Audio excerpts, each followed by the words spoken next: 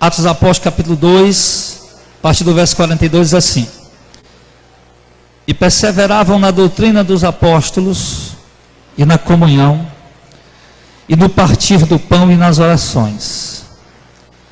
Em cada alma havia temor, e muitas maravilhas e sinais se faziam pelos apóstolos.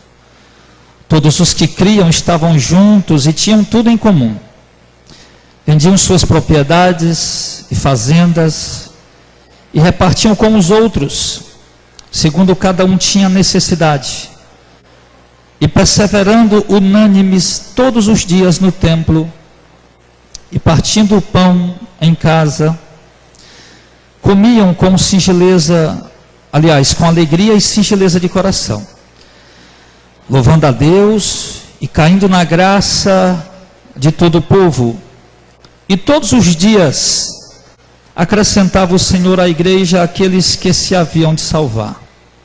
Eu quero trazer esta noite a memória da igreja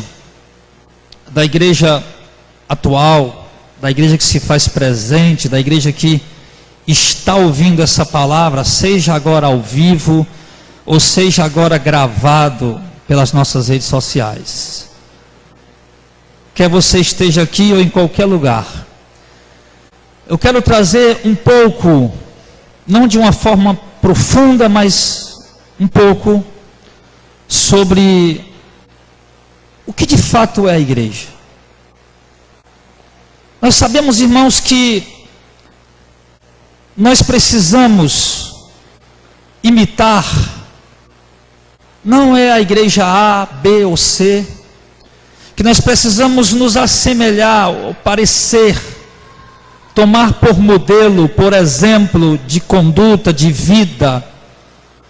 Não é qualquer coisa que esteja em nossa volta, ou qualquer conteúdo que se expresse em um livro histórico, mas nós precisamos nos assemelhar, ou buscar nos assemelhar, pelo menos o máximo possível, da igreja apostólica, porque essa foi a primeira igreja, porque essa foi a igreja que nasceu no Pentecostes, essa foi a igreja original, essa foi a igreja liderada pelos principais líderes de todos os tempos, que foram os apóstolos, a igreja doutrinada pelos apóstolos, a igreja que viveu como os apóstolos a ensinavam.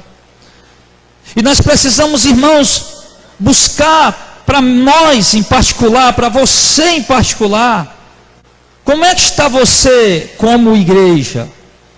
Todos sabemos que a palavra igreja, o termo igreja, ele se encontra no grego tanto no plural como no singular. No singular, ele se refere a uma congregação local, como essa aqui, uma eclesia, a congregação dos tirados para fora, dos resgatados do mundo, dos santificados, dos separados. E também significa no sentido plural de várias igrejas em uma determinada região. Mas o termo igreja, eclesia também, irmãos, se aplica ao ajuntamento de crentes, quer eles estejam realizando um culto ou não. Ou seja, nós somos igreja, quer estejamos aqui cantando louvores, lendo a Bíblia e orando, ou nós somos igreja estando sentado em casa, estando andando pela rua, estando em um supermercado, ou seja, em qualquer lugar que nós estivermos, o termo eclesia, igreja, se aplica a nós. E como igreja, eu preciso entender o que é ser igreja, como ser igreja, como viver como igreja, e por que viver como igreja, por que agir como igreja. Porque se eu não viver como igreja, se eu não agir como igreja, o termo eclesia tirado para fora não faz sentido na minha vida. Então é necessário nós observarmos, irmãos, alguns detalhes essa noite sobre o princípio da igreja. Eu quero que enquanto eu estiver discorrendo essa palavra, você esteja fazendo uma autoanálise. Não é pensando no irmão que está do seu lado. Não é pensando no irmão que está afastado, está frio, desanimado, mas é olhando para você. E a primeira coisa que nós vemos aqui, que quando a igreja nasceu, no dia de Pentecostes, e quando o Espírito Santo veio, porque só a igreja se houver o Espírito Santo. Sem a presença do Espírito Santo, não há igreja. E quando o Espírito Santo desceu, que houve as primeiras conversões, a Bíblia diz que aqueles cristãos, aqueles crentes, a princípio, eles tinham 4 características ímpar. E a primeira dessas 4 características era que esses cristãos perseveravam na doutrina apostólica. O termo para doutrina é Torá, ensinamento. Quando os apóstolos começaram a pregar o Evangelho, eles não tinham esse livro chamado o Novo Testamento que nós temos. O único livro que eles tinham era o Antigo Testamento. Só que eles não saíram por aí pregando a lei, pregando rituais, a lei ritualística, a lei cerimonial. Eles saíram pregando a Torá, ou seja, os ensinamentos de Cristo. Que eles sabiam que a lei cerimonial havia findado e a lei moral e cívica tinha sido reformada com o acréscimo do amor. E ali eles passam a ensinar a lei de Cristo, a doutrina de Cristo, é a doutrina que os apóstolos estão pregando, estão ensinando. E a Bíblia diz que aqueles cristãos perseveravam na doutrina dos apóstolos. E é isso, uma primeira característica que você precisa ter como igreja. Não apenas se aproximar da doutrina dos apóstolos, nós devemos não apenas passar um tempo na doutrina apostólica, nós devemos perseverar, quer dizer, permanecer, ficar, continuar, ser firme na doutrina apostólica. E por que eu digo isso essa noite? Para o contexto atual, contexto moderno, contemporâneo, dos dias de hoje. Porque nós temos visto, irmãos, que muitos ministérios, pastores, igrejas, cristãos individualmente falando, começaram bem na sua caminhada. Começaram bem na sua caminhada evangélica cristã. Todavia, por conta das muitas falsas doutrinas, por conta do mundanismo atrativo, por conta dos prazeres da carne, por conta das cores do mundo e dos prazeres que o mundo oferece, e das promessas da teologia, da falsa teologia atual, das promessas de riquezas e conquistas terrenas, muitos não estão mais perseverando na doutrina apostólica. E aqui eu faço essa primeira pergunta a você. O seu cristianismo, você como igreja, está perseverando em quê? O que nós temos visto, irmãos, é que o povo brasileiro é um povo que tem perdido a noção do que é correto, do que é certo, do que é ético, do que é moral, e tem se tornado um povo partidarista. E isso, irmão, infelizmente tem refletido dentro da igreja. Ou seja, nós saímos desse mundo, dessa sociedade partidarista, onde nós não estamos preocupados. Aproveitando, nós estamos num pleito eleitoral. Não vou falar de candidato aqui, mas as pessoas, do que eu vejo, que as pessoas não estão preocupadas quem é o melhor, quem pode fazer o melhor. As pessoas estão preocupadas em levantar a bandeira do seu partido. E isso tem sido trazido para dentro da igreja. E quando na verdade o camarada, quando chega dentro da igreja, ele deveria mudar isso. Mas o que nós temos visto hoje no meio evangélico, irmão, é um defendendo a igreja presbiteriana, a bandeira presbiteriana, o partido pentecostal, o partido neopentecostal, o partido... esquecendo-se da doutrina apostólica. E a pergunta é: você como igreja, que bandeira você levanta? Você como igreja, que partido você segue?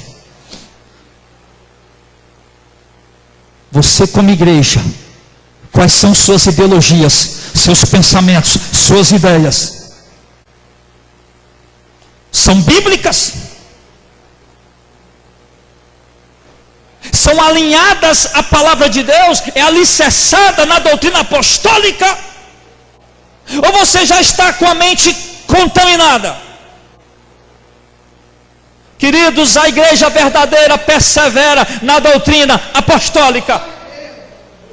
Qualquer crente, qualquer pastor, qualquer ministério, qualquer denominação, por menor ou maior que seja, se não persevera na doutrina apostólica, ela é apóstata. Se não persevera na doutrina apostólica, ela nunca pertenceu a Cristo.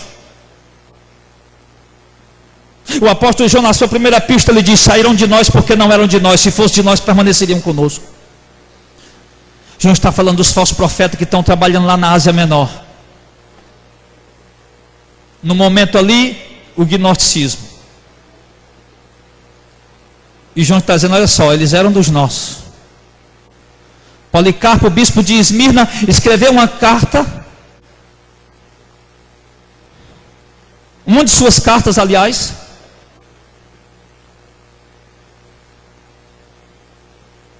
à igreja de Filipos. Ali, Policarpo foi discípulo do apóstolo João, e ele escreveu uma de suas cartas ali no começo ali, meados do segundo século. E nessa carta ele lamentava por um presbítero e a esposa dele, que havia estado na igreja, receberam o glorioso ministério do presbitério e haviam abandonado, seu cargo havia abandonado a igreja pelos prazeres e as cores do mundo.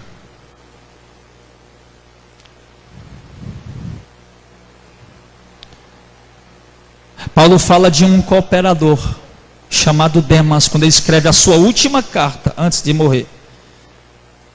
E se tinha uma coisa que Paulo precisava, irmão, era de cooperadores. E Paulo escreve para Timóteo: vem depressa, traz a capa, traz os pergaminhos, que Paulo tanto lia como escrevia.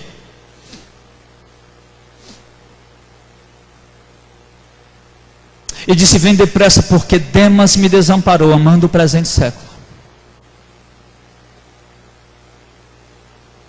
Paulo fala também a Timóteo de dois cidadãos chamados Himeneu e Fileto, de dentro da igreja, que apostataram da fé e perverteram a fé de alguns, dizendo que a ressurreição já tinha acontecido, sem que a ressurreição tivesse acontecido, e alguns irmãos acabaram crendo nele.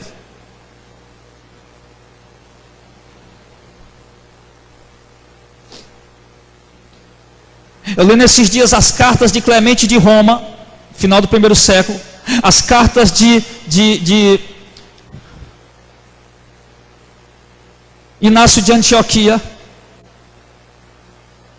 também no final do primeiro século, começo do segundo século. Eu vi que a preocupação daqueles homens, irmão, era com as heresias que estavam contaminando alguns crentes.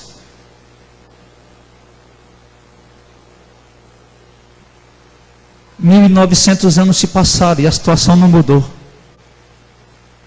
Parece até que nós não temos a Bíblia, parece até que nós não conhecemos nada, que nós não sabemos nada. Parece até que nós o povo da pós-modernidade, Facebook, WhatsApp, Twitter, Instagram, YouTube, o povo da tecnologia, nós podemos captar qualquer tipo de informação em questão de segundo, dando um clique no teclado, meu irmão. Nós somos o povo mais ignorante que já pisou na face da terra.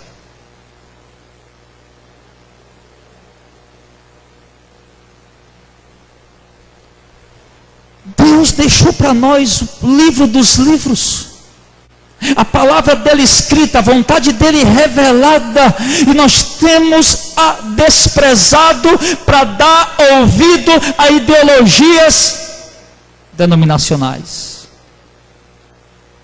ou seculares mesmo. Você quer ser igreja? Persevera na doutrina dos apóstolos. Pastor, e como é que é essa doutrina dos apóstolos? Eu não vou pregar a doutrina dos apóstolos para vocês hoje. Eu não tenho tempo. O tempo não dá. Eu dizia aqui para os obreiros ontem na aula teologia, ontem à tarde, eu dizia: vão às ruas, preguem, se arrependam, se convertam. Essa é a mensagem. Quando o povo chegar aqui, nós os doutrinaremos. Prega seu evangelho e ensina seu evangelho. São duas coisas. Hoje eu estou pregando. E quando você vier, na semana, quarta-feira, vai ter um obreiro aqui pregando para lhe ensinar. Eu vou estar na sexta pregando para lhe ensinar. E domingo e sábado à tarde. E você vai ter a oportunidade de aprender a doutrina apostólica. Segunda característica é que eles perseveravam na doutrina dos apóstolos e na comunhão.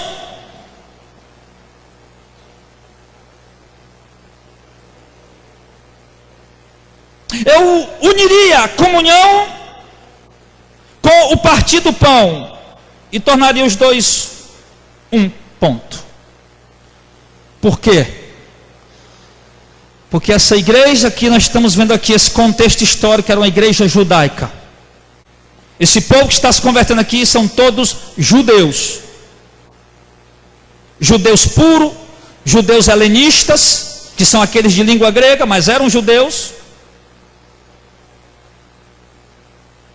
Judeus. E no entendimento de um judeu, quando se fala de comunhão e partir do pão, não significa aquele no momento, aquele não está se referindo à Santa Ceia. Mas ele está se referindo ao partir do pão, de casa em casa. O que é isso? É aquilo que para um judeu, irmão, só come pão, só come com alguém em sinal de comunhão. E aquela igreja vivia em comunhão. O termo comunhão também pode significar se aproximar mais uns dos outros. Mas nós temos estado tão distantes uns dos outros. Mas o termo comunhão aqui, comunhão, significa isso.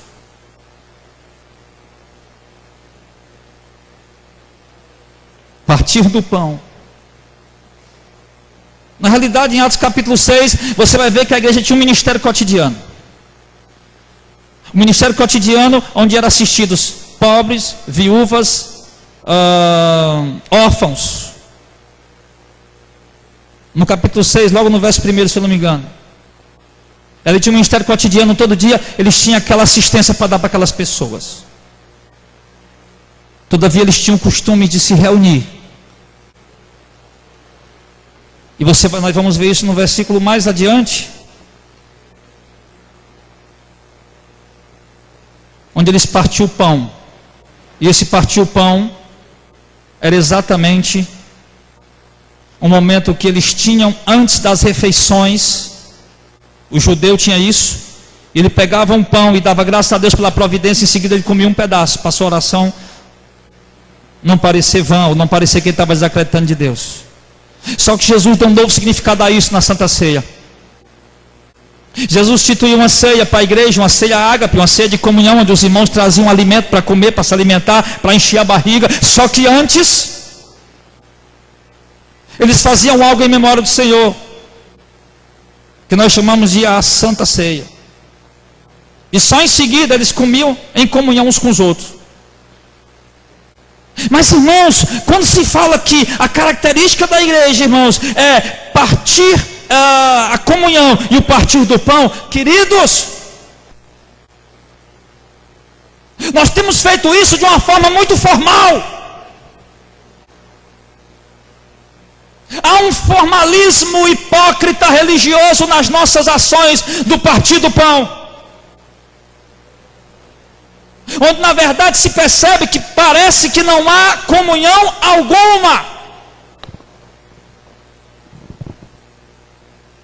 porque cada um pega o seu alimento e corre cada um para o lado, e ninguém conversa com ninguém, ninguém dialoga com ninguém. Como é que nós vamos voltar a cumprir esse critério da comunhão?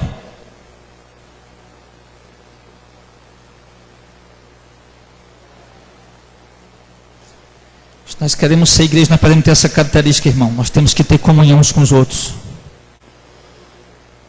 Nós temos que ter comunhão uns com os outros. E outra coisa ele diz, mas infelizmente dentro da igreja, irmãos,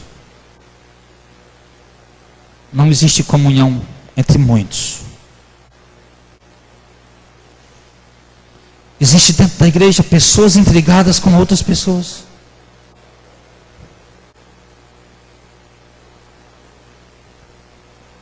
Existe dentro da igreja pessoas que se dizem cristãos, mas cujo coração não consegue perdoar. Como não consegue perdoar se Cristo te perdoou?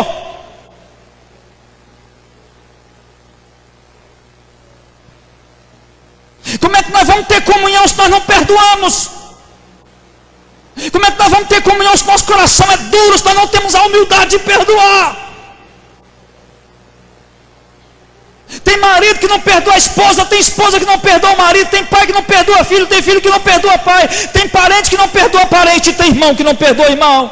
E isso existe dentro da igreja. E ainda assim nós queremos dizer que somos igreja? Quer ser igreja? Tenha comunhão. Tenha comunhão com o irmão. Perdoe.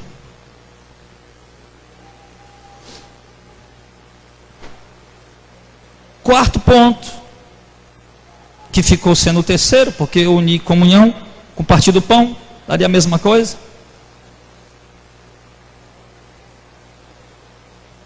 Ele fala de... O que ele fala no final do verso de número 42? As orações. Orações. Observe que está no plural.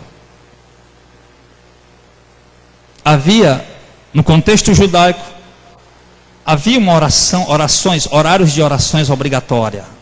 Às 15 horas, 3 horas da tarde, que é a 9ª hora, era uma hora de oração obrigatória. Só observa que Pedro e João, como bons judeus, estão subindo ao templo às 3 horas da tarde. A oração era a hora do sacrifício da tarde. O sacerdote estava oferecendo um sacrifício. E era hora de oração. Todo bom judeu ia orar 3 horas. Era uma obrigação. Mas fora essas obrigações judaicas, nós podemos ver, ao averiguar melhor o livro de Atos dos Apóstolos, que é um livro histórico, nós vamos ver a igreja, os apóstolos, os irmãos orando também em outras horas. Orações espontâneas. Orações voluntárias. Uma das principais características da igreja, irmão, é a oração. E a igreja ora por quê? A igreja ora porque acredita que Deus está ouvindo. A igreja ora porque a oração dá comunhão com Deus, dá intimidade com Deus, lhe aproxima de Deus, lhe dá sensibilidade a ouvir a voz de Deus. A oração, o crente que ora, ele tem um espírito quebrantado, coração compungido, contrito. Mas nós estamos endurecidos, secos, não há contrição,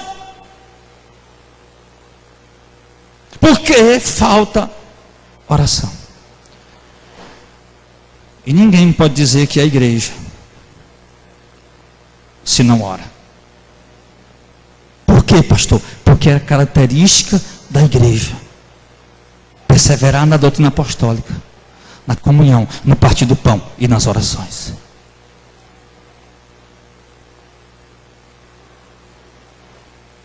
Alguém disse que nós somos a igreja que mais almeja coisas de Deus, porém a igreja que menos ora.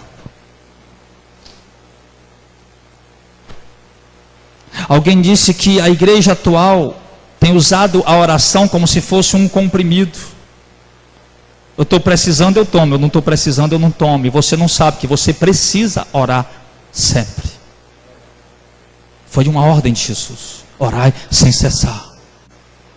Mas nós estamos cansados, nós estamos atarefados, nós estamos ansiosos por muita coisa. E esse fardo da ansiedade tem nos impedido de orar.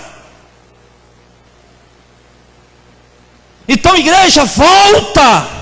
Crente, volta à prática da oração.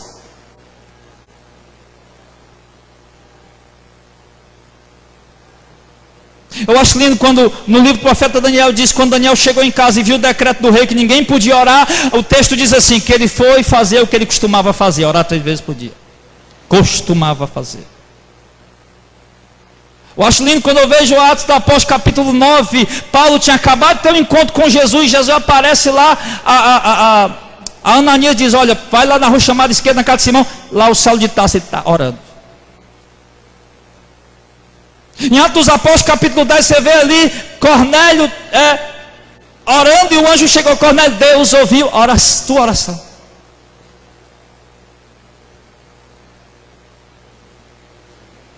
O livro de Atos de Simão é um livro que mostra uma igreja orando. Então, querida, a igreja precisa restaurar isso. Vamos parar com as campanhas, que isso aí não resolve nada. Vamos parar com esses amuletos, que isso aí não resolve nada. Vamos orar.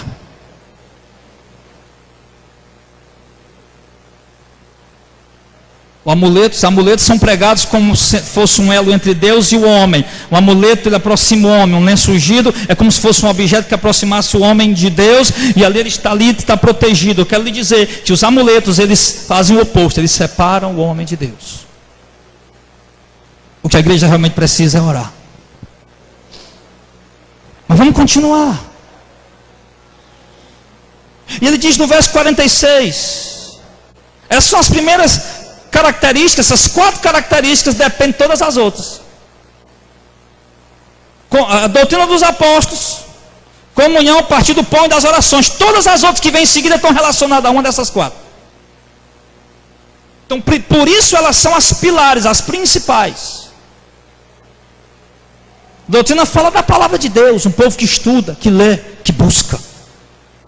E muitos de nós não têm lido a Bíblia, muitos de nós não têm estudado a Bíblia, muitos de nós não têm se apropriado da Bíblia para buscar o conhecimento. Então vamos perseverar na doutrina dos apóstolos. No verso número 43 ele diz, em cada alma havia temor.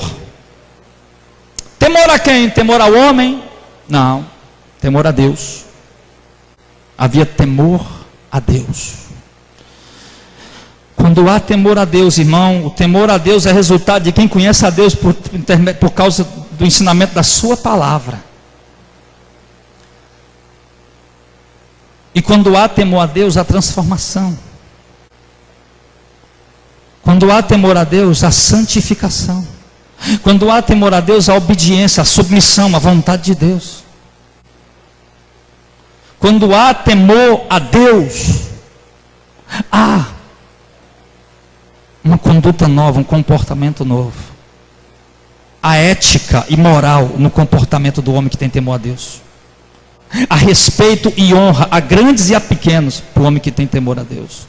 A justiça, a verdade, a honestidade na alma do homem que tem temor a Deus. Mas me parece que isso está faltando na vida de muitos que se dizem igreja. Como ser igreja e não ter temor ao dono da igreja? Simples. Porque o dono da igreja hoje são os empreendedores da fé. Porque as pessoas temem aos seus líderes, temem a seus pastores, temem a seus bispos, a seus apóstolos, mas não temem a Deus. Elas fazem tudo que os homens mandam. Um manda plantar bananeira, ela planta. Se um mandar ela dar R$1.000, ela dá. Ela pega emprestado, ela vai, faz alguma coisa, vai ter coração. Se um mandar ele daqui para Canindé andando de joelho, ele vai. Subir as escadas lá do Padre Cídio, ele vai. Mas temor a Deus não há.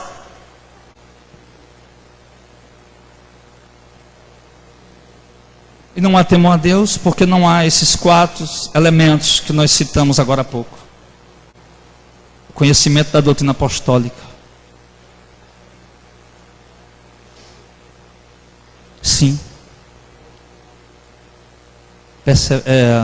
Em cada alma havia temor. E muitas maravilhas e sinais faziam pelos apóstolos. Os apóstolos foram homens específicos para realizar sinais e maravilhas daquele volume. Eu não estou querendo dizer que hoje não exista sinais e maravilhas que não possam acontecer. Claro que pode acontecer, claro que pode. Claro que tem muito milagre sendo operado pelos espíritos enganadores. Há muitos milagres sendo operados porque enganadores estimulam as pessoas a crer e elas alcançam o milagre. Nós vemos milagre na igreja católica, no espiritismo, nós vemos milagre na Umbanda, na Macumba, nós vemos milagre nas igrejas apostas, nas piores que sejam. Sim. E nós vemos milagres. Eu não estou querendo dizer que não há mais milagres legítimos e verdadeiros. Mas a maioria das fontes das quais nós temos visto sair milagres são fontes que transbordam água suja. Logo não pode ser milagre que vem do poder de Deus.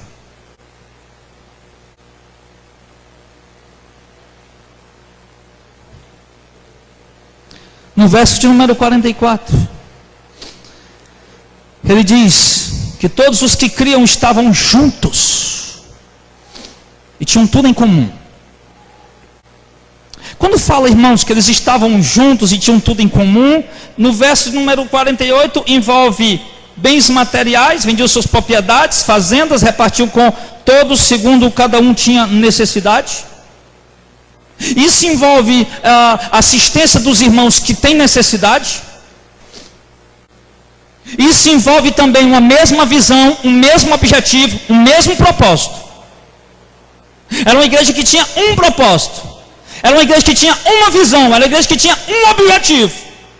Não era uma igreja partidarista, como aconteceu com a igreja de Corinto, e Paulo já escreveu para lá para cortar isso.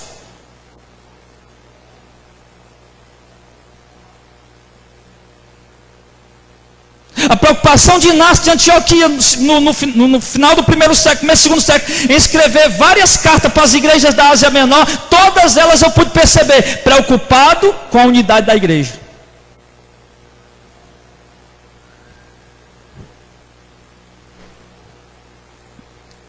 Entende isso, que é preciso estar juntos.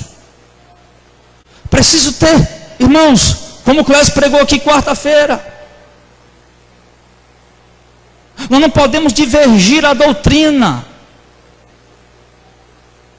A Bíblia, ela traz uma mensagem. E a mensagem dela deve ser interpretada de forma literal, histórica.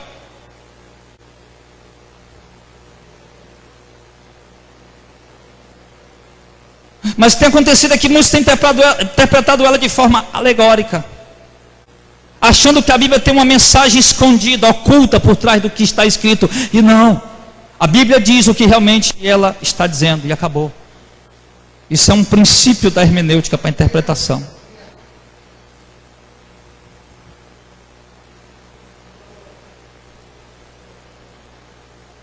Depois vocês procuram a interpretação de Agostinho de Hipona, que foi um grande teólogo da igreja, mas cometeu erros gravíssimos, e um deles foi a interpretação da parábola do bom samaritano. E ele cometeu erros gravíssimos. Ele chegou a dizer até que aquele jumento que ia levar o homem era o Paulo que ia. Ele começou a dar símbolos e figuras às coisas que não necessitavam, que a parábola não exprimia. Mas nós precisamos estar juntos. Os pregadores desse ministério precisam pregar uma doutrina. O Clésio pode abordar um tema aqui, a predestinação. O Rubem pode abordar outro tema, a eleição. O Gilmar pode abordar outro tema, a santificação. Eu posso abordar outro tema, a salvação, mas tudo tem que girar em torno da mesma doutrina.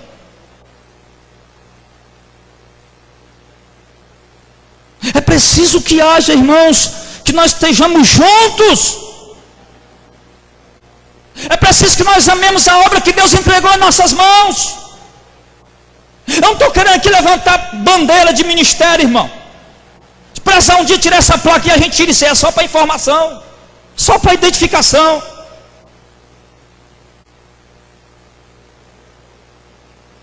Mas o que eu estou querendo dizer é que nós precisamos ter unidade. Nós precisamos amar a obra que Deus entregou em nossas mãos. Qual foi a obra que Deus entregou em nossas mãos? Pregar o evangelho genuíno, combater heresia, desmascarar falso profeta, e a procura de libertar os oprimidos e cativos do diabo e dos hereges exploradores. Tanta gente deixando, mais de 10 milhões de desigrejados no Brasil.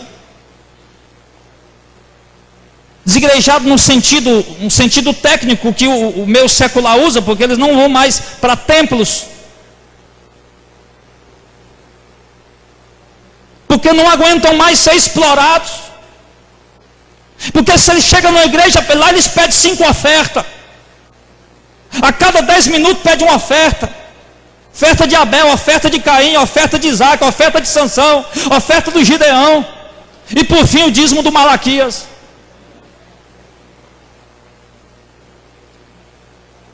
E depois ainda te dão um jeito para te vender um CD, um livro, um DVD, ainda prepara um prato de bão de 2, sim, para te vender por R$50. E as pessoas não aguentam mais isso, estão saindo dentro das igrejas, e eu não discordo deles. Discordo deles em alguns aspectos, em eles estarem tentando derrubar doutrinas legítimas das Escrituras Sagradas, nisso eu discordo. Mas quem que vai querer estar dentro de um lugar, meu irmão, sendo explorado? Se houvesse unidade doutrinária, a situação não estaria como chegou. É por isso que eu digo, às vezes o pessoal liga para mim, várias pessoas, pastor Jadel, eu era pastor de tal igreja, eu era presbítero de tal igreja, eu posso abrir uma igreja aqui, Bahia, sei lá, São Paulo, Rio de Janeiro, o pessoal fala comigo, manda e-mail, e diz, eu posso abrir uma igreja aqui, Missão de Fé, eu digo, não irmão, a gente não trabalha assim. Porque tem igreja, irmão, que aproveita a oportunidade dessa, abre aí meu filho, e mande o dízimo para cá. Porque é apenas um empreendimento. Eu digo, não irmão, a gente não trabalha assim. Para nós abrirmos uma congregação aí, eu preciso enviar um obreiro daqui. Porque aonde se falar que tem uma igreja Missão de Fé em qualquer lugar do Brasil, ela tem que estar unida à doutrina bíblica que nós pregamos. Porque se não for assim, meu irmão, daqui a pouco o Ministério de Missão de Fé vira mais uma heresia como algumas outras. Pastor, você não quer que a igreja cresça? Não, eu quero que a igreja cresça de uma forma saudável, de uma forma bíblica, como a igreja dos apóstolos aqui estava crescendo.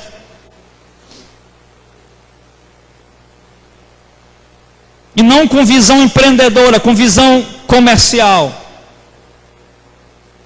Porque hoje, meu irmão, eu vou gravar um vídeo, sem falar nome de partido nem de candidato, mas as igrejas de hoje estão virando verdadeiro curral eleitoral.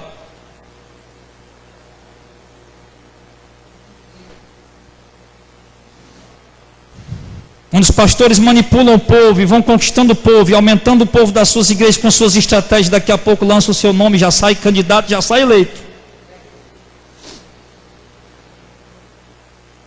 E não é esse tipo de unidade, irmão, que Deus está querendo para nós. Diz, nós precisamos ter unidade, uma visão só, um entendimento só, e essa visão, esse entendimento é bíblico.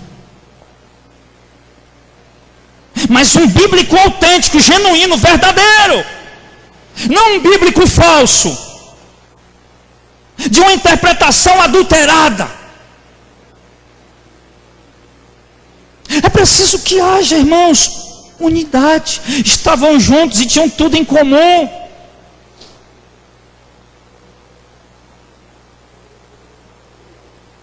Nós precisamos nos unir mais, um propósito, uma finalidade. de que o reino de Deus avance, vamos dizer assim, de que esse evangelho se espalhe, que nós acreditamos nele. E precisamos aprender, ele diz aqui, a ter tudo em comum. Vendiam suas propriedades e fazendas e repartia com os outros, segundo cada um tinha necessidade. Se nós formos aqui para o capítulo 4, lá no versículo de número 36, e não havia, pois, entre eles necessitado algum, porque todos que possuíam propriedades ou casas, vendendo-as, traziam o preço do que fora vendido, depositavam aos pés dos apóstolos e repartia-se a cada um segundo a sua necessidade. O que está falando disso? De uma igreja que ajuda, de uma igreja, um povo que se reúne, nós, a congregação, que se preocupa com o irmão, que ajuda o irmão que precisa. Se não for para ajudar o irmão, de que adianta pedir oferta? Se não for para ajudar um necessitado, um irmão que está doente, que está enfermo, que está com energia atrasada, está para ser expulso do aluguel lá, despejado. Se não for para ajudar a necessidade dos santos, meu irmão, para que pedir dinheiro na igreja? Se não for para manter a obra de uma forma legítima, para que pedir dinheiro?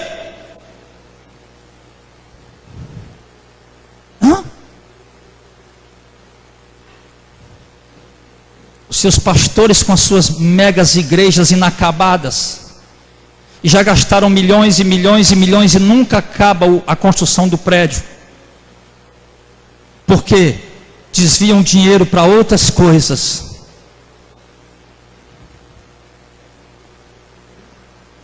Para que pedir dinheiro, meu irmão, se nada volta em retorno e benefício para os irmãos? Para que pedir dinheiro se tudo que vai dar para a igreja tem um valor, tem um preço, tem que ser pago? Para que pedir dinheiro, irmão? Vamos juntar dinheiro aqui para comprar a fazenda. Para que comprar uma fazenda? Para você pagar para ir para lá? Num retiro?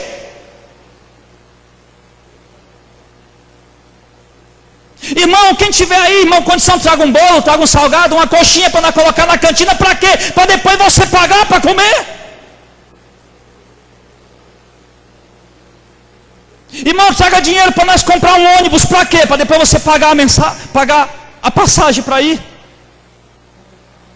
Uma igreja grande aqui de Fortaleza ganhou alguns ônibus.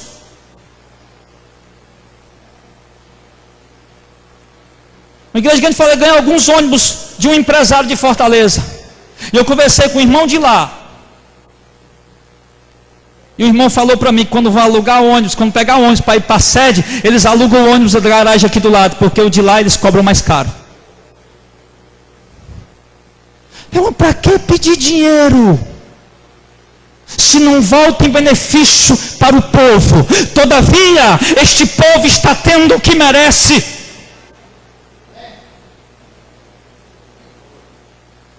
Todavia, esse povo está tendo o que eles querem. Porque as pessoas estão encantadas com nomes. Não porque o meu pastor tem nome, ele é famoso. Porque as pessoas estão encantadas com megas templos. Não porque o prédio lá é grande, é bonito.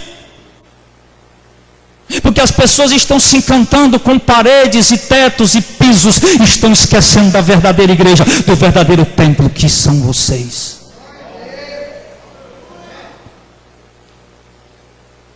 Ele diz: todos que criam estavam juntos, mas não era explorando um ao outro, eram ajudando uns aos outros, eram servindo uns aos outros. O que é que eu tenho que posso servir a igreja? O que é que eu possuo que eu posso servir a igreja?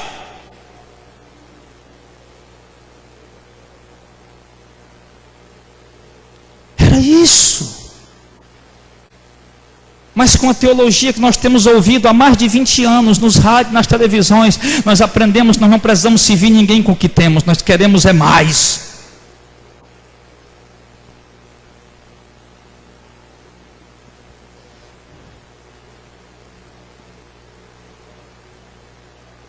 Não vá dizer que eu estou com um discurso socialista.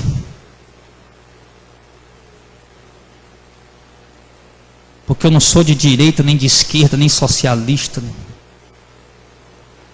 Eu quero mostrar o que a Bíblia diz.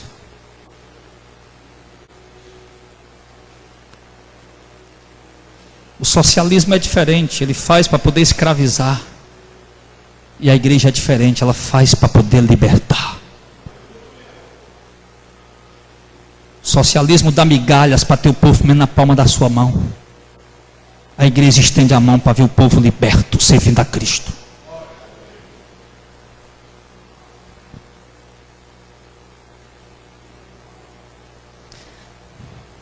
Todos que Cristo estavam juntos tinham tudo em comum, vendiam suas propriedades, faziam fazendas e repartiam com todos segundo, cada um tinha a sua necessidade. Há necessidades. Agora, e perseverava, deixa eu correr aqui porque eu quero chegar num ponto importante.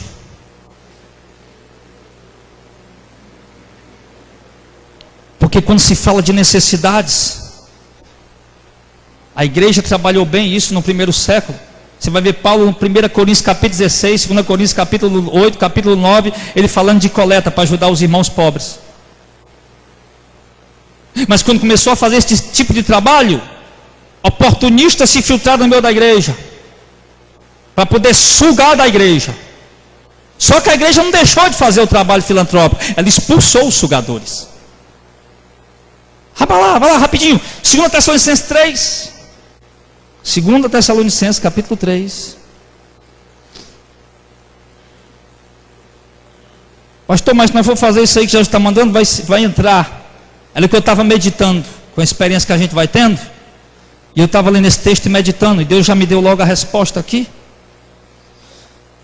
2 Tessalonicenses.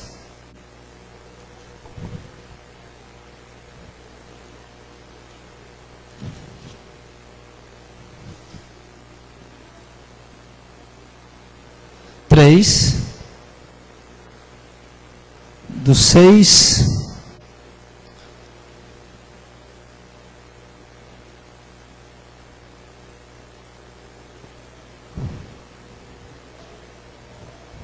3, peraí que eu estava no 1 Tessalonicenses, 2 Tessalonicenses 3 do 6.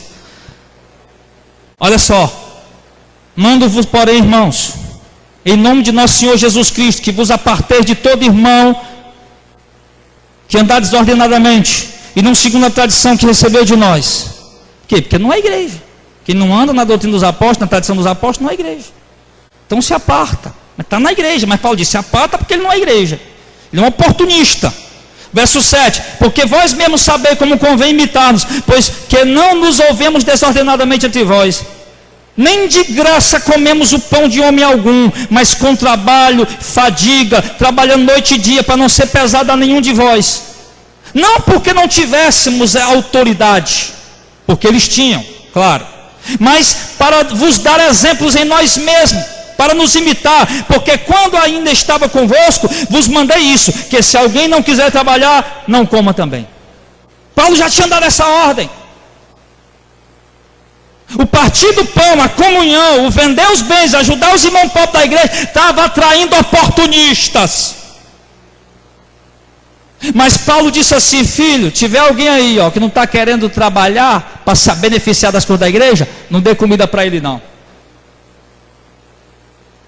Então não adianta querer ser bom mais da conta, tem que ser bíblico. Dá de comer a quem realmente precisa. Oportunista, ele diz, deixa passar necessidade para ele trabalhar. Ele diz, se alguém não quiser trabalhar também não coma. Paulo já tinha dito isso. Porque ouvimos que há alguns entre vós que andam desordenadamente, não trabalhando, antes fazendo coisas vãs. A esses tais, porém, exortamos por nosso Senhor Jesus Cristo, que trabalhando com sossego, como o seu próprio pão. E vós, irmãos, não vos cansei de fazer o bem. Mas se alguém não obedece a nossa palavra por essa carta, notem o tal, e não vos mistureis com ele, para que ele se envergonhe. E era crente, que olha, todavia não o trate como um inimigo, mas admoeste ele como um irmão.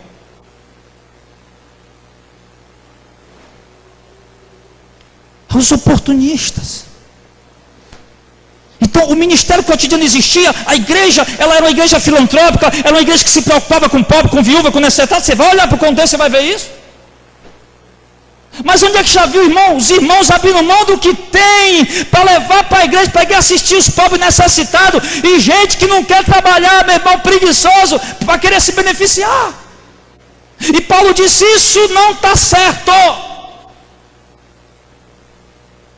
Uma irmã chegou para mim um dia: pastor, me deu um conselho. O que é que foi? Bem aqui assim. O que é que foi? Pastor, é porque eu gosto de ser generoso, eu gosto de emprestar dinheiro às pessoas que me pedem emprestado. Não era com juro não, o pessoal pedia, ela quebrava o galho. Mas tem gente, pastor, que pede emprestado e não dá, não devolve. E a Bíblia diz: dá quem te pede. E eu falei: filho, a Bíblia diz: dá quem te pede, mas a Bíblia também diz: se não quiser trabalhar também não coma. Ou seja, a Bíblia distingue as pessoas verdadeiras no meio da igreja e os usurpadores que estão para se beneficiar, para explorar. Porque crente de caráter, igreja verdadeira, não vai sair por aí enganando ninguém. Se um crente de verdade te pede R$100 emprestado, Gilmar, ele te paga. Mas se é um usurpador, um aproveitador, ele pega e nunca mais te devolve.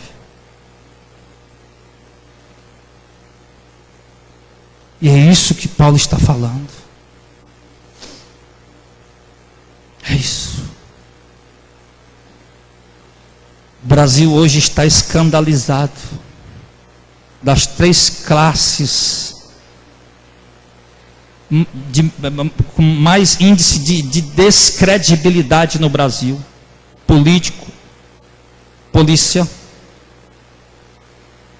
pastores, crentes.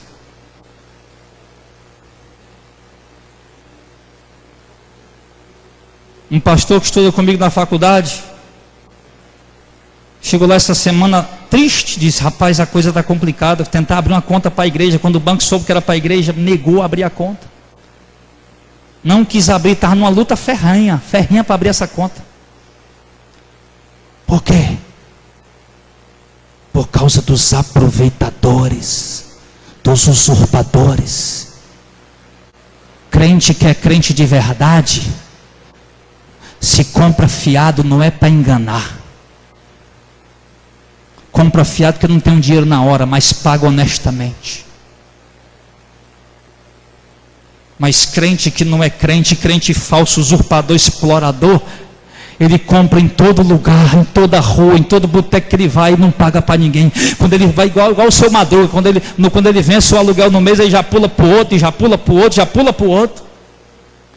A dificuldade que eu tive para alugar aquela casa, quando o homem soube que era um pastor, vocês lembram? Pastor leva mal, não, mas para pastor eu não alugo não. Eu disse: por que, meu filho? Não, porque lá tinha uma pastora lá, aliás, uma pastora alugou a casa da cunhada dele e ela não pagou. Foi precisar a mulher ir lá e dizer: olha, se você não pagar, eu vou lá na igreja e denuncio você por isso. Aí ela foi e pagou. Eu disse: me dê uma chance, me dê uma oportunidade. Outro dia ele estava dizendo: você é um bom inquilino. A irmã Marlene encontrou o pai do dono daquele prédio ali outro dia e disse: o pastor lá faz as coisas direito. Falando da questão de pagar, né? A igreja lá faz as coisas direito. Eu estava lá no supermercado, lá em cima, comprando meu tererê.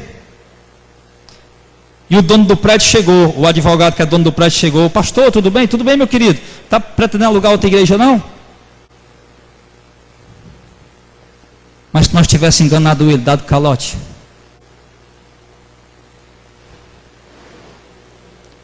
Mas está cheio, irmão, de descredibilidade. A igreja caiu em descredibilidade por causa desses que se infiltraram como aproveitadores. Então a esses nós já sabemos como tratar, porque a Bíblia orienta também. E no verso de número 46, voltando aqui para a gente concluir, o verso 46.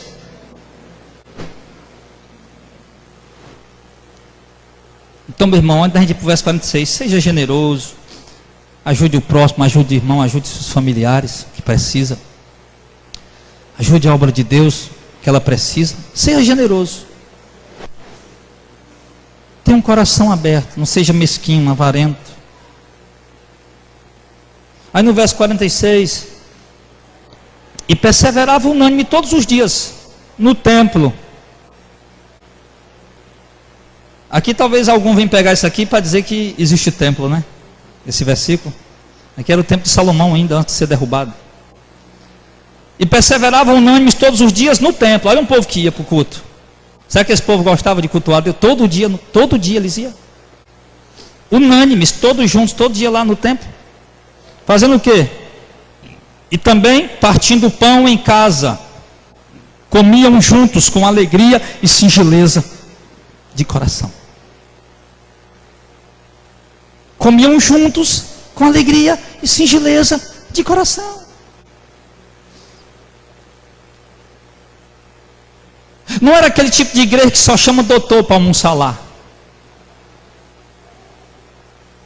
Às vezes eu falo aqui, irmão, eu fui lá na casa do irmão, nós comemos lá uma buchada, uma panelada. Comemos lá um pirão. Mas tem pastor por aí que eu só escuto, rapaz, eu fui almoçar com o empresário fulano de tal, não sei aonde, sei aonde, sei aonde.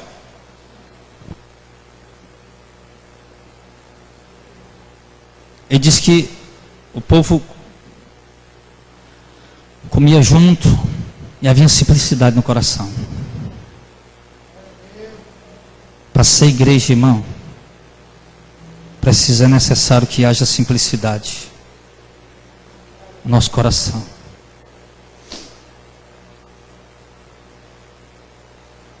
O que nós vemos hoje são muitos cristãos ostentadores. Ostentadores. E não é assim que a igreja deve ser. É preciso haver singeleza no coração. E fazer isso com alegria, com simplicidade. É assim a igreja de Cristo. Quem consegue imaginar um servo de Cristo no primeiro século andando com um relógio de 3.000 reais? Quem consegue imaginar um servo de Cristo do primeiro século andando numa Land Rover, que é a moda dos pastores aqui de Fortaleza? Land Rover. Havia singeleza. E aí, para concluir, o que é que Deus fazia? Quando a igreja vive assim, irmão, tem resultado. Porque a maior pregação, irmão, não é o que a gente fala, é o que a gente vive. Se nós vivermos isso aqui como igreja, o que é que vai acontecer? Ele vai dizer aqui, ó, louvando a Deus e caindo na graça de todo o povo, e todos os dias acrescentava o Senhor à igreja aqueles que se haviam de salvar. Ou seja, o Senhor acrescentava crentes verdadeiramente eleitos. Aqueles que se haviam de salvar. Não era apenas um aglomeramento atraído por um show gospel, por um forró gospel, por uma campanha gospel, mas era o Senhor quem acrescentava. E quando é Deus que acrescenta, irmão, não é bode.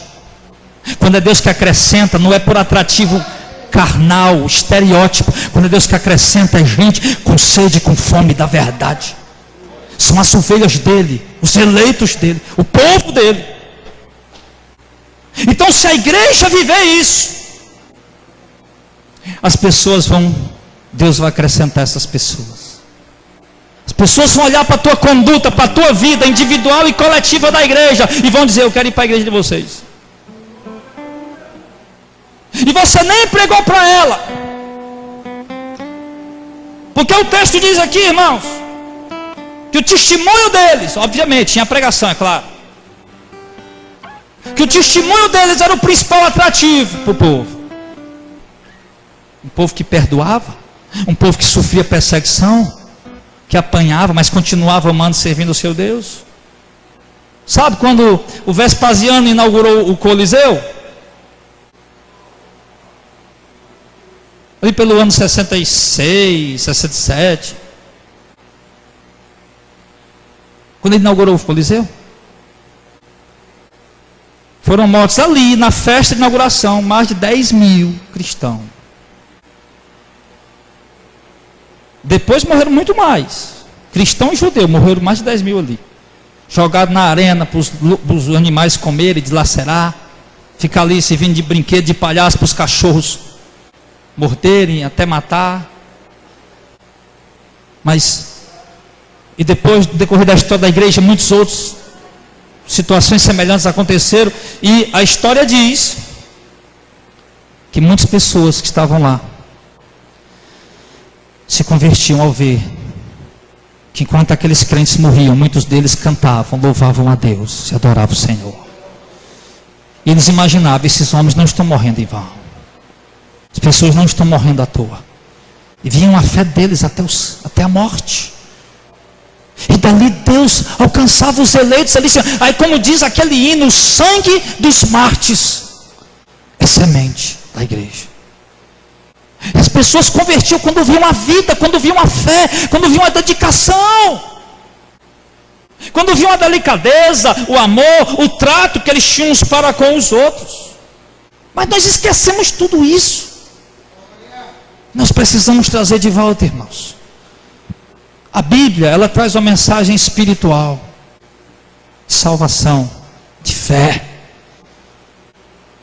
Mas ela ensina a esses que crê, salvo, a viver uma vida ética e uma vida de um comportamento santo, justo e irrepreensível no meio da sociedade. Assim, as vidas virão a Cristo. Para concluir, quantas vidas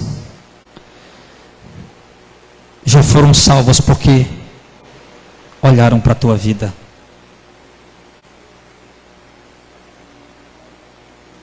Quantas vidas já foram atraídas à igreja porque olharam para você?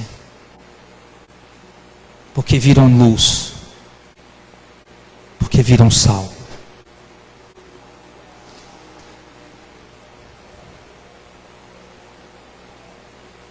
Quantas vidas foram acrescentadas à igreja por causa do teu testemunho?